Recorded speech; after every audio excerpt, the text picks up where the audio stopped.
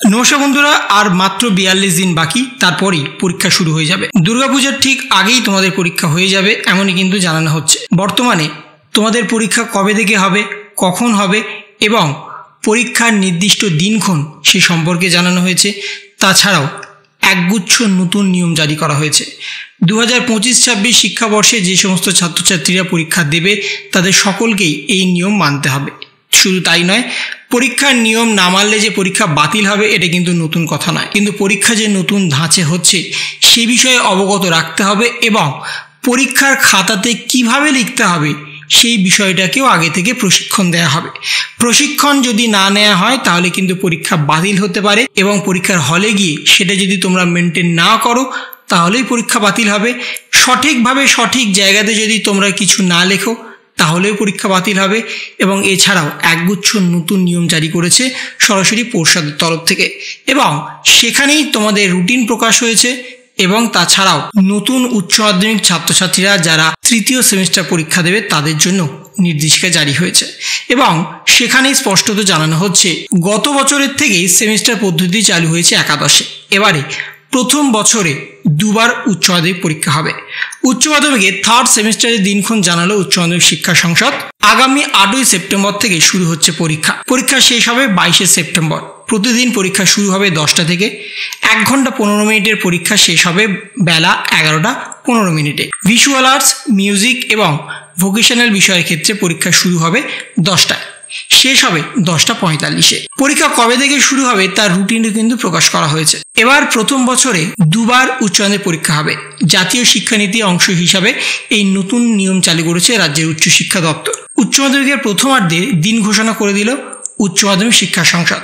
প্রথম দিন তোমাদের পরীক্ষা হবে প্রথম ভাষা, অর্থাৎ 8 তারিখে প্রথম ভাষা, 9 তারিখে হবে ভোকেশনাল বিষয়, 10 তারিখে দ্বিতীয় ভাষা, 11 তারিখ, 12 তারিখ, 13, 15, 16, 18, 19, 20 এবং 22।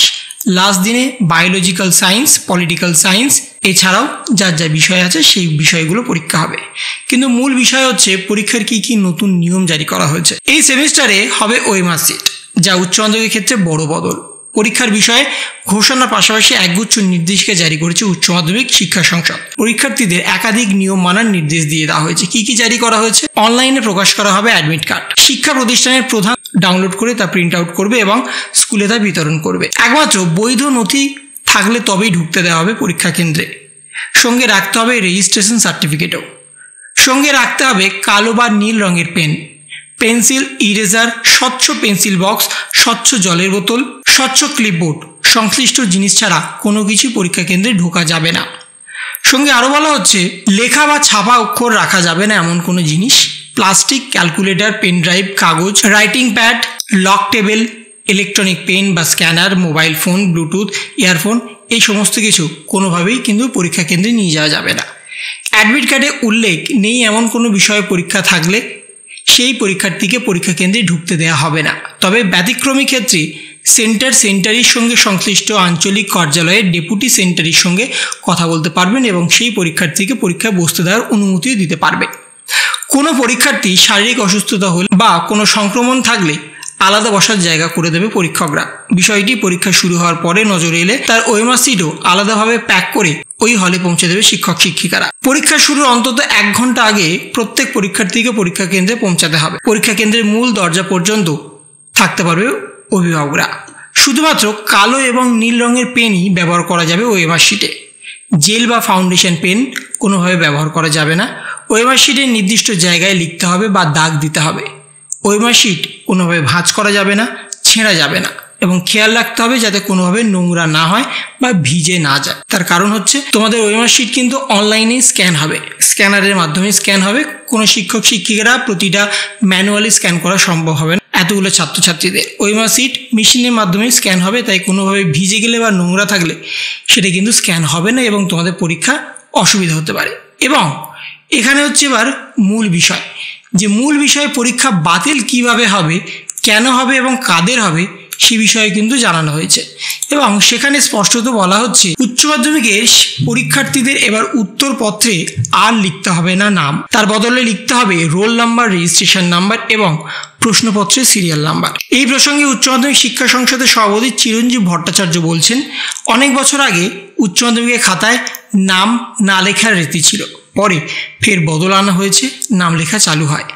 এবার থেকে উচ্চ মাধ্যমিকের 2টি সেমিস্টারে কোনোটিতেই উত্তরপত্রের নাম লিখতে হবে না ছাত্রছাত্রীদের। প্রসঙ্গত, এবার 3য় এবং 4র্থ সেমিস্টার নিয়েই হবে উচ্চ মাধ্যমিক পরীক্ষা। 8ই সেপ্টেম্বর থেকে পরীক্ষা শুরু হচ্ছে, তোমাদের যেটা বললাম আগে। এবং সেখানে আরও বলা হচ্ছে, নাম লেখার রীতিতে বদল নিয়ে এসছে সংসদ সভাপতি। উত্তরপত্রে নাম না লিখলে তা সহজভাবে চিহ্নিত করা যায়। পরীক্ষার্থীদের পরীক্ষা আরও স্বচ্ছতা আনতেই এই নতুন নিয়ম আনা হয়েছে। রোল নাম্বার, রেজিস্ট্রেশন নাম্বার এবং প্রশ্নপত্রে যে সিরিয়াল নাম্বার আছে সেটাই শুধুমাত্র উত্তরপত্রে লিখতে হবে এবং তাতে কোনোভাবে পরীক্ষার উত্তরপত্র বা ওএমআর শিট হারানোরও আশঙ্কা থাকবে না। সংসদ জানাচ্ছে কিভাবে ওএমআর শিটে রোল নাম্বার, রেজিস্ট্রেশন নাম্বার এবং প্রশ্নপত্রের সিরিয়াল নাম্বার লিখতে হবে তার প্রশিক্ষণ স্কুলগুলিকেই দিতে হবে। ওএমআর শিটে ভুল লিখলে উত্তরপত্র বাতিলও হয়ে যেতে পারে। যেটা তোমাদের বাতিলের কথা বলছিলাম সেটাই হচ্ছে, তোমাদের ওএমআর শিটে যদি তোমরা কোনোভাবে রেজিস্ট্রেশন নাম্বার বা প্রশ্নপত্রের নাম্বার বা রোল নাম্বার যদি লিখতে ভুল করো তাহলে কিন্তু তোমাদের সম্পূর্ণ খাতাটাই বাতিল হয়ে যাবে। তাই এই সমস্ত কিছু তোমাদের সঠিকভাবে পূরণ করতে হবে এবং সেটাও কিন্তু তোমাদের ওএমআর শিটে গোল করে। কোনোভাবে কোনো ওয়ার্ড কিন্তু ওখানে লেখা যাবে না বা ওয়ার্ড লেখার জায়গাও থাকবে না। ওএমআর শিটে কীভাবে লিখতে হবে তার প্রশিক্ষণ তোমাদের স্কুলেই দিয়ে দেওয়া হবে। তোমাদের স্কুলে আগেভাগেই সমস্ত কিছু দেখিয়ে দেওয়া হবে এবং তাকেই ফলো করে তোমাদের পরীক্ষায় বসতে হবে। এবং সেই জন্য আগে থেকেই কিন্তু সতর্কতা জারি হয়েছে। ওএমআর শিটের কপি সংসদের ওয়েবসাইটে আপলোডও করতে হবে, তা দেখে ওএমআর শিটে পরীক্ষার অনুশীলন করা হবে। অর্থাৎ তোমাদের যে ওএমআর শিট দেওয়া হবে সেগুলোকে ফিল আপ করার পরে সেই উত্তরপত্র চলে যাবে সংসদে। তোমাদের উত্তরপত্র কিন্তু স্কুলের শিক্ষক শিক্ষিকারা দেখবে না, তোমাদের উত্তরপত্র সরাসরি চলে যাবে সংসদের অফিসে এবং সেখানেই সেটাকে অনুশীলন করা হবে, তোমাদের ফল প্রকাশ করা হবে। তোমাদের যখনই ওএমআর শিট দেওয়া হবে সেখানে কিন্তু তোমাদের নাম লেখার আর কোনো রীতি থাকবে না, তোমাদের নাম লিখতে হবে না, শুধুমাত্র তোমাদের রোল নাম্বার, রেজিস্ট্রেশন নাম্বার এবং প্রশ্নপত্রে যে সিরিয়াল নাম্বার থাকবে সেই সিরিয়াল নাম্বার। তোমাদের সবাইয়েরই কিন্তু একই প্রশ্নপত্র হবে, কিন্তু সেটাকে আলাদা আলাদাভাবে আলাদা আলাদা ডিভাইড করা হবে। অর্থাৎ কারোর এ কোশ্চেন পেপার এসছে, তোমার পাশের জন্য বি কোশ্চেন পেপার এসছে, সেখানে কিন্তু তোমাদের অল্টারনেটিভ কোশ্চেন থাকবে। হয়তো কারোর 2 নম্বরের কোশ্চেনটা প্রথম পাতায় আছে এবং পাশের জনের সেই 2 নম্বরের কোশ্চেনটা শেষ পাতায় আছে। এইভাবে কিন্তু র্যান্ডমলি কোশ্চেন সাজানো হয়েছে এবং সেই প্রশ্নের উত্তরই কিন্তু তোমাদের দিতে হবে এবং প্রশ্নপত্রে যে তোমাদের সিরিয়াল নাম্বার থাকবে সেটাকেই কিন্তু ওএমআর শিটে লিখতে হবে। তাহলে এই ছিল একটা ছোট্ট ইনফরমেশন তোমাদের সকলের জন্য। যদি তোমাদের ভিডিওটা ভালো লেগে থাকে তবে লাইক করো, শেয়ার করো এবং অবশ্যই সাবস্ক্রাইব করো। তার পাশাপাশি তোমার মতামত কমেন্টের মাধ্যমে জানাও। ভালো থেকো, সুস্থ থেকো, ধন্যবাদ।